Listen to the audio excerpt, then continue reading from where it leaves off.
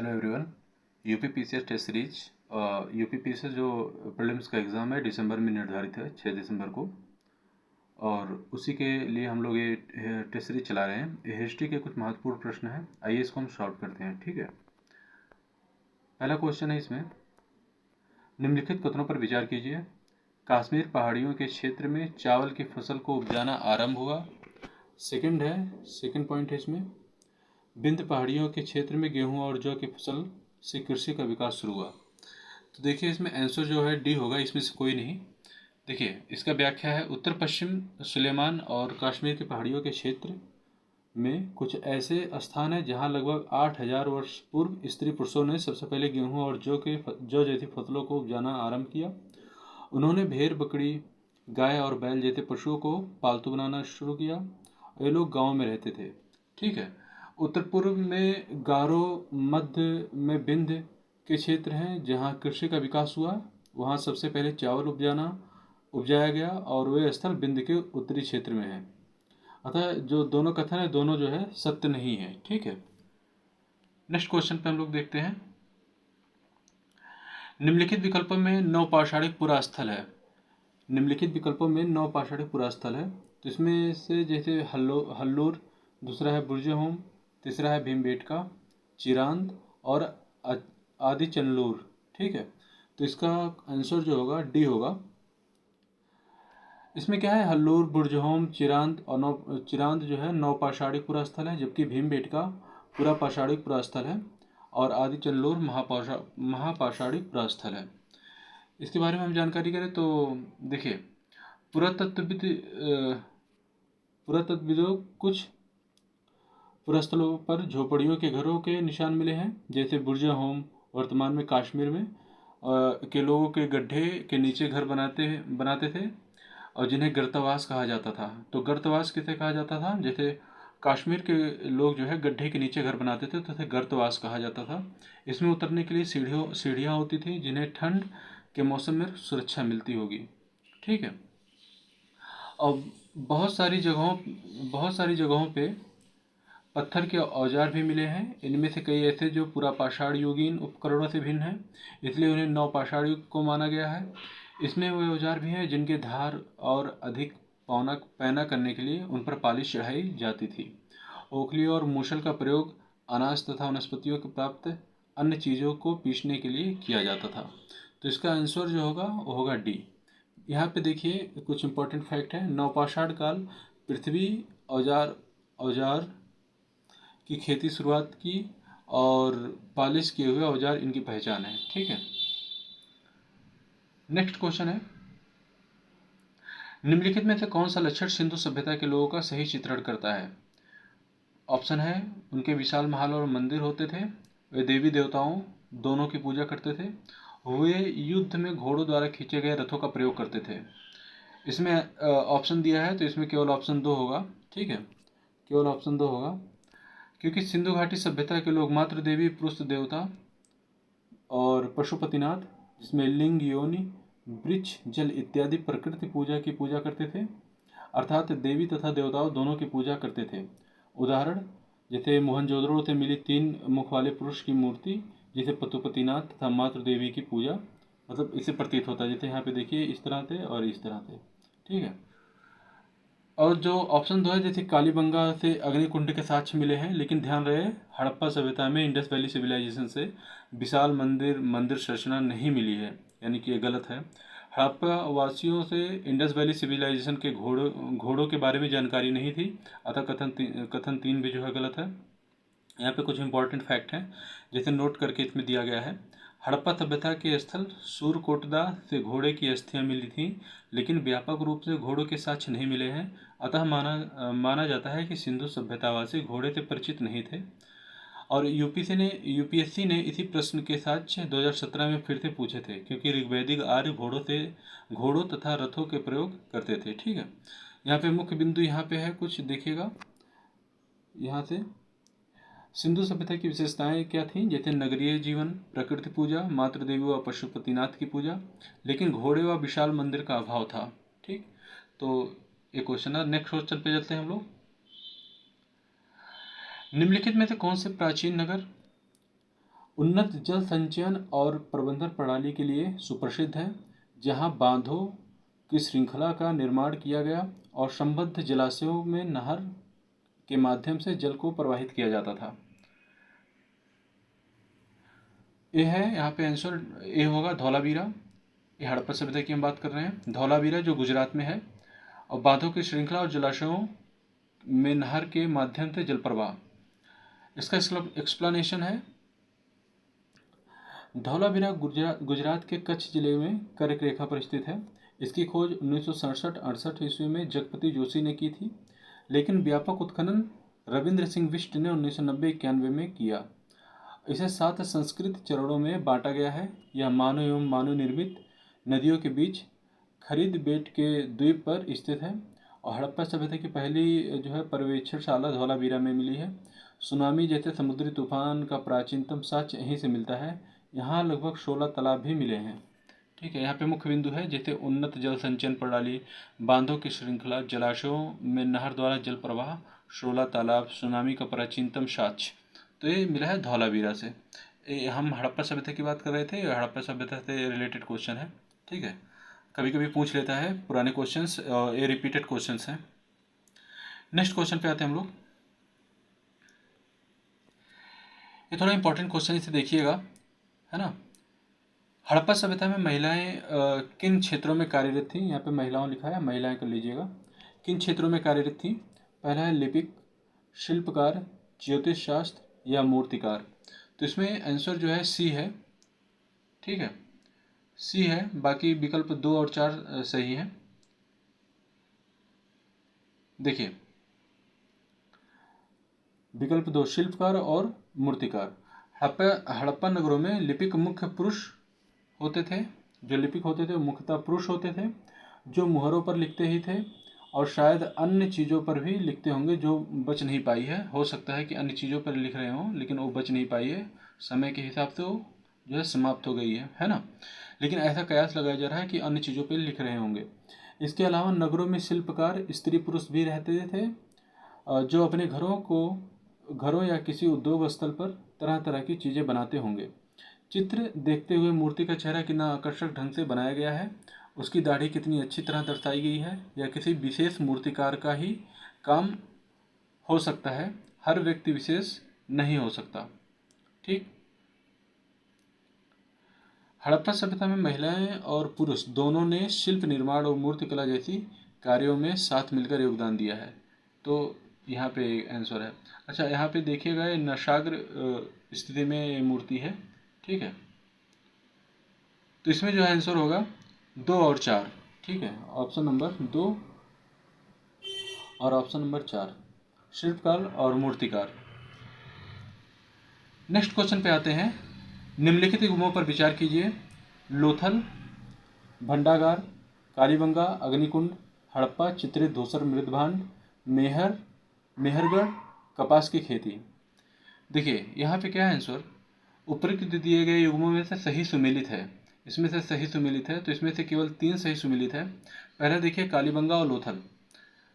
कालीबंगा और लोथल जैसे अन्य नगरों में अग्निकुंड के साक्ष्य मिले हैं, जहाँ संभवतः यज्ञ किया जाता होगा। ठीक है, हड़प्पा, मोहनजोदड़ो और लोथल। हड़प्पा, मोहनजोदड़ो और लोथल से जैसे कुछ नगरों में बड़े बड़े भंडार गृह भी मिले हैं, और संभवतः 7000 साल पहले मेहरगढ़ में कपास की खेती होती थी, और मोहनजोदड़ो में कपड़े के टुकड़े के अवशेष, चांदी का एक फूलदान और ढक्कन तथा कुछ अन्य तांबे के वस्तुओं से चिपके हुए मिले हैं। पकी मिट्टी का फेनस से बनी हुई तकलियाँ सूत कताई का संकेत देती हैं। हड़प्पा के स्थलों से पुरातत्वविदों को अनोखी वस्तुएं मिली हैं, जैसे मिट्टी का लाल बर्तन जिन पर काले रंग के चित्र बने थे, पत्थर के बाट, मुहरे, मनके, तांबे के उपकरण और पत्थर लंबे ब्लेड। ठीक, तो इसमें से ऑप्शन जो है 1, 2 और 4 सही है। ऑप्शन 1, 2 और 4 सही है। 1, 2 और 4 सही है। तीसरा जो है गलत है। ठीक है, नेक्स्ट क्वेश्चन पे आते हैं हम लोग। निम्नलिखित कथनों पर विचार कीजिए। ऋग्वेद में गंगा, यमुना और ब्रह्मपुत्र तीनों नदियों का उल्लेख किया गया है, और ऋग्वेद का काल में विष्णु को प्रमुख देवता माना गया है। तो इसका आंसर बता दूँ मैं, इसमें डी होगा, इनमें से कोई नहीं, इनमें से कोई नहीं। यहाँ पे देखिए, इनमें से कोई नहीं। आंसर डी जो एक्सप्लेनेशन है उसमें देखिएगा, वेद 4 हैं, ऋग्वेद, सामवेद, यजुर्वेद तथा अथर्ववेद। सबसे पुराना वेद है ऋग्वेद, और जिसकी रचना लगभग 3500 साल पहले यानी 3500 साल पहले हुई। ऋग्वेद में 1000 से ज़्यादा प्रार्थनाएं हैं जिन्हें सूक्त कहा गया है, और सूक्त का मतलब है अच्छी तरह से बोला गया। विभिन्न देवी देवताओं की स्तुति में रचे गए हैं। इनमें से 3 देवता बहुत महत्वपूर्ण हैं, अग्नि, इंद्र और सोम। अग्नि आग के देवता हैं, इंद्र युद्ध के देवता हैं, और सोम एक पौधा है जिससे एक खास पेय बनाया जाता था, जैसे मदिरा वगैरह। ठीक है, इनमें ऑप्शन नंबर डी है। ठीक है, इनमें से कोई नहीं। नेक्स्ट क्वेश्चन पे आते हैं हम लोग। उत्तर वैदिक काल के संदर्भ में निम्नलिखित कथनों पर विचार कीजिए। कृषि क्षेत्र में लोहे के हलों का प्रयोग करने से फसलों की उपज में वृद्धि हुई। गेहूं का रोपण शुरू किया गया जिससे गेहूं की पैदावार बढ़ी। उपरोक्त कथनों में से सत्य कथन जो है निकालना है। सत्य कथन कौन सा है, तो देखते हैं इसका व्याख्या। इस युग में कृषि के क्षेत्र में 2 बड़े परिवर्तन आए थे। जैसे अब हल के फाल अब लोहे के बनने लगे। अब हल के फाल जानते हो, ये यहाँ पे देखिएगा, यहाँ पे जो ये आदमी जो हल लेकर चल रहा है उसके जो फल आते थे, जो ज़मीन में घुस के जो है मिट्टी को निकालने वाले थे, वो लोहे का बनने लगा। अब कठोर ज़मीन पे लकड़ी के फाल की तुलना में लोहे के फाल आसानी से जोता जा सकता था। इससे फसलों की उपज बढ़ी। ठीक। दूसरे लोगों ने धान के पौधों का रोपण शुरू किया, अर्थात खेतों में बीज छिड़कर धान उगाने के बजाय धान की पौधा तैयार कर उसका रोपण शुरू किया गया। अब पहले की तुलना में बहुत ज़्यादा पौधे जीवित रह जाते थे, इसलिए पैदावार भी ज़्यादा होने लगी। इसमें कमर तोड़ परिश्रम लगता था। ये काम ज़्यादातर दास दासी या भूमिहीन खेतीहर मजदूर या कामगार करते थे। अच्छा, इसमें जो है एक और दोनों सत्य है। विकल्प सी जो है एक और दोनों।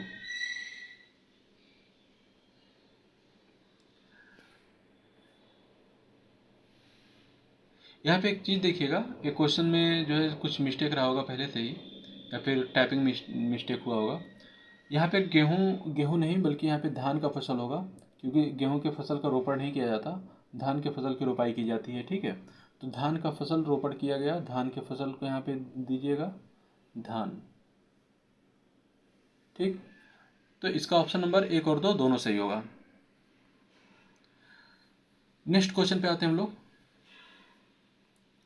निम्नलिखित महाजनपदों में से गढ़ या संघ अल्पतंत्र को पहचानिए। देखिए आंसर नंबर बी होगा इसमें, वज्जी।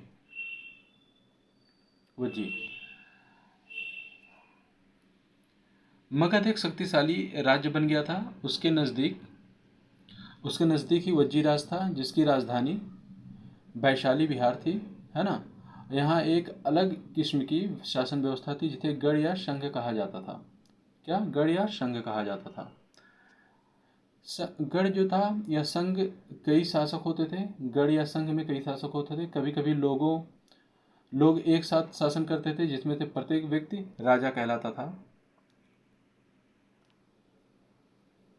ये सभी राजा विभिन्न अनुभागों को एक एक साथ संपन्न करते थे। सभाओं में बैठकर ये बातचीत, बहस और वाद विवाद के जरिए तय करते थे कि क्या करना है और किस तरह से करना है। शत्रुओं के आक्रमण से निपटने के लिए वे मिलकर चर्चाएं करते थे। स्त्रियां, दास तथा कर्मचारी इन सभाओं में हिस्सा नहीं ले सकते थे। ठीक, इसमें कुछ ऑप्शन दिया गया है, जैसे बुद्ध और बिहार क्या होता है, इसके लिए हम आगे क्वेश्चन दिए हैं, आगे क्वेश्चन में हम पढ़ेंगे। लेकिन यहाँ पे देखते हैं गढ़ क्या है। देखिए, गढ़ शब्द का प्रयोग कई सदस्यों वाले समूह के लिए किया जाता था, और संघ अर्थात संगठन या सभा। तो इसमें निष्कर्ष यह निकलता है कि वज्जी एक गढ़ था या संघ अल्पतंत्र राज्य था। तो आंसर नंबर बी होगा इसका। नेक्स्ट क्वेश्चन पे आते हैं हम लोग। निम्नलिखित कथनों पर विचार कीजिए। वर्धमान महावीर की माता लिच्छवी के प्रधान चेतक की पुत्री थी। सेकंड ऑप्शन है गौतम बुद्ध की माता कौशल राजवंश की राजकुमारी थी। और थर्ड ऑप्शन है 23वें तीर्थंकर पार्श्वनाथ बनारस से थे। तो इसमें आंसर जो होगा 2 और 3 होगा। आंसर नंबर 2 और 3 सही होगा। आइए इसका एक्सप्लेनेशन देखते हैं। देखिए, दिए गए कथनों में 2 और 3 सही है। गौतम बुद्ध की माता महामाया कौशल राजवंश की राजकुमारी तथा पिता शुद्धोधन शाक्य गणराज्य की मुखिया थी। और जैन धर्म के 23वें तीर्थंकर जो थे पार्श्वनाथ काशी बनारस नरेश अश्वसेन के पुत्र थे। और कथन एक सही नहीं है, क्योंकि जैन धर्म के 24वें तीर्थंकर वर्धमान महावीर की माता त्रिशला लिच्छवी गणराज्य के प्रधान चेतक की पुत्री नहीं थी, बल्कि उनकी बहन थी। ठीक है, नेक्स्ट क्वेश्चन पे आते हैं हम लोग। निम्नलिखित युग्मों में से कौन सा एक भारतीय दर्शन का भाग नहीं है? यहाँ पे दर्शन का भाग नहीं है, ठीक है, इसे थोड़ा सा कैंसिल करिएगा। दर्शन का भाग नहीं है, वो टाइपिंग एरर है, तो दर्शन का भाग नहीं है। यहाँ पे जो वर्ड लिखा है इसको जो है ये थोड़ा सा इसे मत पढ़िएगा। मीमांसा, इसमें ऑप्शन ए है मीमांसा और वेदांत, न्याय और विशेषिक, लोकायत और कापालिक, सांख्य और योग। तो इसमें जाहिर सी बात है लोकायत और कापालिक भारतीय दर्शन के भाग नहीं है। ठीक है, भारतीय दर्शन के भाग नहीं है। कापालिक एक शैव संप्रदाय है, इसका इष्ट देवता भैरव है, और जो मदिरा स्त्री के साधन का प्रमुख अंग माना जाता है। अन्य शैव संप्रदाय पशुपति, कालामुख इत्यादि। लोकायत जो है चरवाक दर्शन बड़ दर्शन का भाग नहीं है। यूपीएससी ने इसे 2013 में सांख्य बड़ दर्शन के बारे में पूछा था। सांख्य जो है कपिल, योग पतंजलि, वैशेषिक कणाद, न्याय गौतम, पूर्व मीमांसा जैमिनी और उत्तर मीमांसा वेदांत बद्रायण। ठीक है, तो इसका आंसर नंबर सी होगा, लोकायत और कापालिक। नेक्स्ट क्वेश्चन पे आते हैं हम लोग। कुछ शैलकृत बौद्ध गुफाओं को चैत्य कहते हैं, जबकि अन्य को विहार कहते हैं, दोनों में क्या अंतर है? देखिए, इस पे मेंस का भी क्वेश्चन बन चुका है, और पीसीएस में भी क्वेश्चंस बनाया। प्रीवियस ईयर क्वेश्चंस देखेंगे तो उसमें जो है काफ़ी डिटेल्स में इसको जो है देखेंगे, बट यहाँ पे प्रीलिम्स के हिसाब से चल रहे हैं तो देखते हैं इसमें कुछ हिसाब से, है ना। कुछ शैलकृत बौद्ध गुफाओं को चैत्य कहते हैं, जबकि अन्य को विहार कहते हैं, तो दोनों में क्या अंतर है? देखिए, चैत्य जो होता है वो पूजा स्थल होता है, जबकि विहार जो होता है, विहार बौद्ध भिक्षुओं का निवास स्थान होता है, और दोनों की संरचना उद्देश्य और उपयोग में स्पष्ट अंतर होता है। जैसे यहाँ पे देखिएगा, थोड़ा यहाँ पे जूम करते हैं। चैत्य प्रेयर हॉल, विहार मोनेस्ट्री। देखिए, चैत्य जो होता था पूजागृह होता था, और विहार जो है भिक्षुओं का निवास स्थान होता था। सबसे प्राचीन बौद्ध काल चैत्य सबसे प्रसिद्ध दोनों जो है महाराष्ट्र में है, और बाद में निर्मित मुख्यतः स्थलों मठों के रूप में विकसित हुआ विहार। चैत्य में गुफा के दूर के सिरे पर स्तूप स्थित होता था, जहाँ श्रद्धालु पूजा करते थे। बिहार में क्या होता था, अंदर कई कक्ष होते थे जहाँ भिक्षु आराम करते थे, जो है निवास करते थे। नेक्स्ट, इसमें चैत्य में क्या होता था, अंदर लंबा हॉल, स्तंभों की पंक्तियाँ और सामने स्तूप होता था, और आमतौर पर गृहस्थ भक्तों द्वारा पूजा और दर्शन के लिए मतलब चैत्य होता था। ठीक है, बिहार में क्या होता, आंगन के चारों ओर कमरे, कोशिकाएं और बीच में सभा प्रार्थना कक्ष होता था। भिक्षुओं के रहने के अध्ययन करने का जो है इसमें ध्यान दिया गया था, है ना। यहाँ पे विस्तृत व्याख्या क्या है, चैत्य बौद्ध धर्म के पूजा गृह होते थे, और काल के चैत्य का निर्माण भोरघाट श्रेणी सतवाहन शासक पुलवामी द्वारा किया गया था। अजंता 29 से 5 गुफाएं चैत्य हैं। अजंता में जो 29 गुफाएं उसमें से 5 गुफाएं चैत्य हैं। कन्हेरी, नासिक चैत्यगृह आदि प्रमुख उदाहरण हैं। बिहार जो है, बिहार चैत्य गृहों के समीप भिक्षुओं के रहने के लिए बनाए गए आवासों को कहते हैं, और महाराष्ट्र के जूनार में बौद्ध विहारों का विशालतम समूह है। जो बिहार का विकास जो था, जैन और बौद्ध भिक्षु पूरे साल एक स्थान से दूसरे स्थान पर घूमते थे। वर्षा ऋतु में जब यात्रा करना कठिन हो जाता था इनके लिए, तो वे एक स्थान पर ही निवास करते थे। ऐसे समय वे अपने अनुयायियों द्वारा उद्यानों में बनवाए गए अस्थायी निवासों में अथवा पहाड़ी के क्षेत्रों में प्राकृतिक गुफाओं में रहते थे। और समय बीतते गया, भिक्षुड़ियों ने स्वयं तथा उनके समर्थकों ने अधिक अस्थायी शरणास्थलों की आवश्यकता का जो है अनुभव किया, है ना।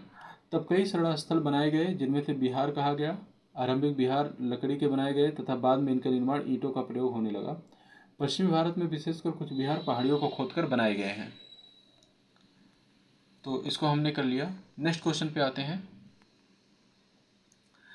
इसका आंसर जो है आपको पता चल गया है, ठीक है।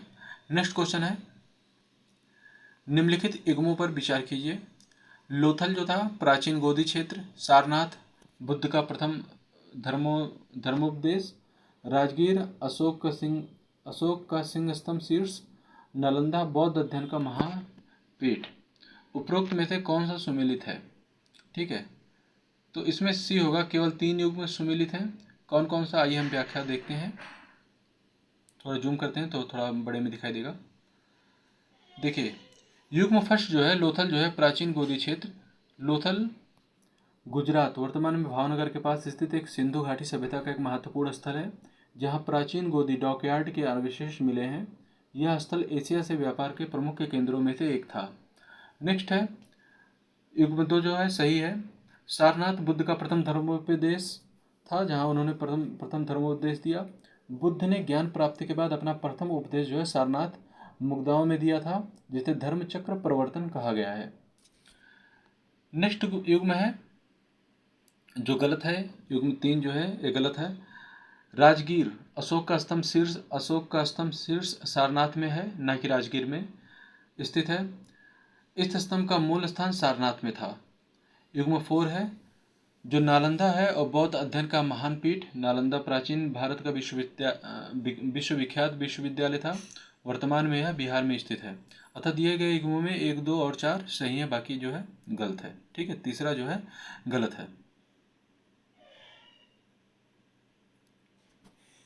नेक्स्ट क्वेश्चन पे आते हैं हम लोग। यूपीएससी 2011 का क्वेश्चन है, जैन दर्शन के अनुसार सृष्टि की रचना एवं पालन पोषण सार्वभौमिक विधान से हुआ है या सार्वभौमिक सत्य से हुआ है या सार्वभौमिक आस्था से हुआ है या सार्वभौमिक आत्मा से हुआ है? तो देखिए, इसको डिटेल में देखते हैं। जैन दर्शन के अनुसार सृष्टि की रचना एवं पालन पोषण सार्वभौमिक विधान से हुआ है, तो इसका आंसर जो है ए सही होगा। ठीक है, इसका आंसर ए सही रहेगा, सार्वभौमिक विधान से हुआ है। नेक्स्ट है, जैन धर्म ईश्वर को नहीं मानता था और संसार वास्तविक है किंतु इसकी सृष्टि का कारण ईश्वर नहीं है। यह संसार अनादिकाल से विद्यमान है और इसका अस्तित्व शाश्वत है। यह जैन धर्म का जो है विचार था। इनके को मुख्य जो है बिंदु है, न कोई रचयिता ईश्वर, न कोई प्रारंभ, न कोई अंत, सृष्टि अनादि और शाश्वत है। ये जैन धर्म का जो है दर्शन था। नेक्स्ट क्वेश्चन है, निम्नलिखित कथनों पर विचार कीजिए। चंद्रगुप्त मौर्य ने मौर्य साम्राज्य की स्थापना की। यूनानी राजा सेलुकस के राजदूत चंद्रगुप्त के दरबार में आया था। यूनानी का जो है राजा सेलुकस का राजदूत चंद्रगुप्त के दरबार में आया था। उपरोक्त कथनों में से सही है। ठीक है, इसमें से 1 और 2 दोनों सही है। देखिए, चंद्रगुप्त मौर्य यह मौर्य साम्राज्य 321 ईसा पूर्व से 185 ईसा पूर्व से 2300 साल पहले का संस्थापक था, जिसे जो सिंधु और गंगा दोनों के मैदानों को नियंत्रित करता था एवं इसका साम्राज्य पूर्वी और पश्चिमी महासागरों तक फैला हुआ था। अपने शासन के केंद्र पाटलिपुत्र के साथ मौर्य साम्राज्य का पहली बार अधिकांश दक्षिण एशिया को एकीकृत किया मौर्य साम्राज्य ने। तो इसमें से जो है कथन सत्य है, दोनों सही है। ठीक है, चंद्रगुप्त मौर्य ने मौर्य साम्राज्य का स्थापना किया। यूनानी राजा सेलुकस का राजदूत चंद्रगुप्त के दरबार में आया था, ये भी सही है। ठीक है, तो option number C. Next question पे देखते हैं हम लोग। निम्नलिखित युग्मों पर विचार कीजिए। पहला, बैरीगाजा गुजरात, मछलीपट्टनम तमिलनाडु, पोडुका आंध्र प्रदेश और मुजरिम केरल। ठीक है, तो इसमें 2 युग्म क्यों सही है, कौन कौन सा? देखिए, यहाँ पे सही एक्सप्लेनेशन दे रहे हैं हम। बैरीगाजा गुजरात सही है। मछलीपट्टनम आंध्र प्रदेश, ये भी सही है। पोडुका पुंडुचेरी में होगा, ये गलत है, मतलब आंध्र प्रदेश में नहीं बल्कि पुंडुचेरी में होगा। ठीक है, तो ऑप्शन नंबर 3 गलत था। मुजरिम केरल सही है। ठीक है, मछलीपट्टनम तमिलनाडु जो दिया है यह होगा आपका आंध्र प्रदेश में। तो बैरीगाजा और मुजरिम ठीक है, मछलीपट्टनम और पोडुका गलत था, जो अब सही है यहाँ पे। देखा पोडका क्या होता है, अरिकमेडो का रोमन नाम था। अरिकमेडो में रोमन लोगों द्वारा प्रयुक्त एम्फोसरेस, और ये क्या होता है, 2 हत्थों वाली सुराही नुमा मदिरा या पात्र का साक्ष्य होता था। ठीक है, इसे पोडका कहा जाता था। केवल 2 सही थे इसमें, सुमेलित है। नेक्स्ट क्वेश्चन पे आते हैं हम लोग। प्राचीन काल में भारत पर आक्रमणों के संबंध में निम्नलिखित में से कौन सा एक सही कालानुक्रम है। ठीक है, तो प्राचीन काल में भारत पे जो आक्रमण हुआ उसमें से कौन सा कालक्रम सही है, मतलब पहले कौन है लास्ट में कौन है। ठीक है, क्रमशः इसमें देखना है। तो इसमें ऑप्शन नंबर ए होगा, यूनानी और शक और कुषाण। ठीक है, सबसे प्रथम आए, है ना, यूनानी आए, फिर शक आए, फिर कुषाण आए। देखिए, प्राचीन काल में भारत पर आक्रमणों के संबंध में सही काल जो है कालानुक्रम है यूनानी, शक और कुषाण। देखिए, यूनानी सम्राट डेरियस ने 513 ईस्वी पूर्व में भारत पर आक्रमण किया था, और पुनः यूनानी सम्राट सिकंदर महान ने 326 ईसा पूर्व में भारत पर आक्रमण किया। इसके बाद शक सेथियन ने पहली एवं दूसरी शताब्दी ईसा पूर्व में भारत पर आक्रमण किया। इसके बाद कुषाणों ने पहली शताब्दी में भारत पर आक्रमण किया। यहाँ पे कुछ डिटेल है। लगभग 2200 वर्ष पहले मौर्य साम्राज्य का पतन हो गया था। थोड़ा सा इसे जूम करते हैं, अब डिटेल दिखेगा। लगभग 2200 वर्ष पहले मौर्य साम्राज्य का पतन हो गया था। इसके स्थान पर साथ ही अन्य जगहों पर भी कई नए राज्यों का उदय हुआ। पश्चिमोत्तर तथा उत्तर भारत के कुछ भागों में करीब 100 सालों तक हिंद यवन राजाओं का शासन रहा। इसके बाद उत्तर तथा पश्चिमी भारत पर शक नामक मध्य एशियाई लोगों का शासन स्थापित हुआ। इनमें से कुछ राज्य लगभग 500 वर्षों तक टिके रहे। ठीक है, नेक्स्ट है, जब तक शासकों को गुप्त शासकों से पराजय नहीं मिली अथवा शकों के बाद कुषाणों ने लगभग 2000 वर्ष पहले तक शासन स्थापित किया। अथवा 9 में से तुम कुषाणों के बारे में और अधिक जानोगे, मतलब इसके बाद जो है और ऑप्शन जो है उसमें और अधिक बताएंगे हम। उत्तर तथा मध्य भारत के कुछ इलाकों में मौर्य सेनानायक पुष्यमित्र शुंग ने एक राज्य की स्थापना की। शुंगपे के बाद कर्ण एवं कुछ अन्य वंशों ने शासन तब तक चला जब तक 1700 वर्ष पहले गुप्त साम्राज्य का स्थापना हुआ। यहाँ पे देखिएगा कालक्रम जो है 513 ईसा पूर्व से 326 ईसा पूर्व तक यूनानी आए। शक तथा सीथियन फर्स्ट सेकेंड शताब्दी ईसा पूर्व तक आए। कुषाण फर्स्ट शताब्दी से लगभग 3rd शताब्दी तक। इसके बाद शुंग, कर्ण व अन्य वंश आए जिथे 1700 वर्ष पहले गुप्त साम्राज्य। नेक्स्ट क्वेश्चन पे चलते हैं हम लोग। निम्नलिखित युग्मों पर विचार कीजिए। यूपीएससी 2022 का क्वेश्चन है। अशोक के प्रमुख शिलालेख के स्थान है वह स्थान जिस राज्य में स्थित है। पहला है धौली, ठीक है, उड़ीसा। पेरागुड़ी आंध्र प्रदेश। जौगढ़ मध्य प्रदेश। कालती कर्नाटक। तो इसमें जो है ऑप्शन जो है पहला और दूसरा सही है, पहला और दूसरा सही है। ठीक है, ऑप्शन बी। एक्सप्लेनेशन देखते हैं। धौली शिलालेख ओडिशा के भुवनेश्वर में स्थित है। यह ब्राह्मी लिपि धम्म लिपि में लिखा गया है। इसे 1837 ईस्वी में खोजा गया था। सेकेंड है एरागुंडी, जो जिसे पेरागुड़ी शिलालेख आंध्र प्रदेश के कर्नूल जिले में स्थित है। यह ब्राह्मी धम्म लिपि पे लिखा गया था। इसकी खोज 1916 में हुई थी।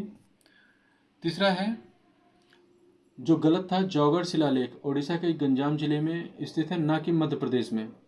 यह लिपि ब्राह्मी लिपि में लिखा गया था। इसका खोज 1850 में हुई थी।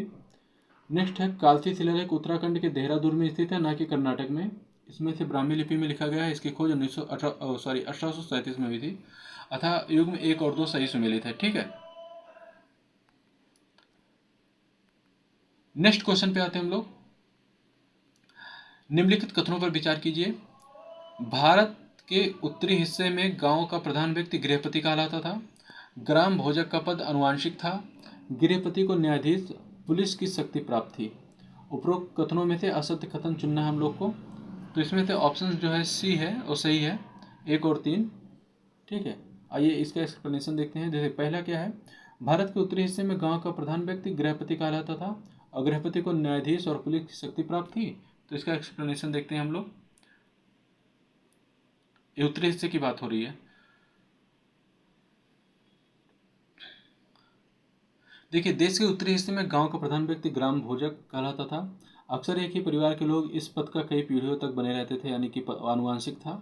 ठीक है, ग्राम भोजक के पद आमतौर पर गांव का सबसे बड़ा भूस्वामी होता था। साधारणतया इसकी जमीन पर इसके दास और मजदूर काम करते थे, और इसके अतिरिक्त प्रभावशाली होने के कारण प्रायः राजा भी कर वसूलने का काम इन्हें सौंप देते थे। ये न्यायाधीश और कभी कभी पुलिस का भी काम करते थे। गृहपति ग्राम भोजकों के अलावा अन्य स्वतंत्र कृषक भी होते थे जिन्हें गृहपति कहा जाता था। इनमें ज़्यादातर छोटे किसान होते थे। ठीक है, निष्कर्ष क्या है कि कथन 1 और 3 गलत है, क्योंकि उत्तर भारत में गांव का प्रधान गृहपति नहीं बल्कि ग्राम भोजक कहलाता था, और गृहपति को न्यायाधीश तथा पुलिस की शक्ति प्राप्त नहीं थी। तो ऑप्शन नंबर 1 और 3 गलत है। ठीक है,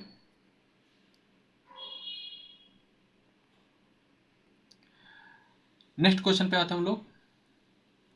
चलिए 20 क्वेश्चन था, इसका जो है एक्सप्लेनेशन हमने किया। नेक्स्ट पार्ट में नेक्स्ट क्वेश्चन से हम स्टार्ट कर रहे हैं। तब तक के लिए थैंक यू।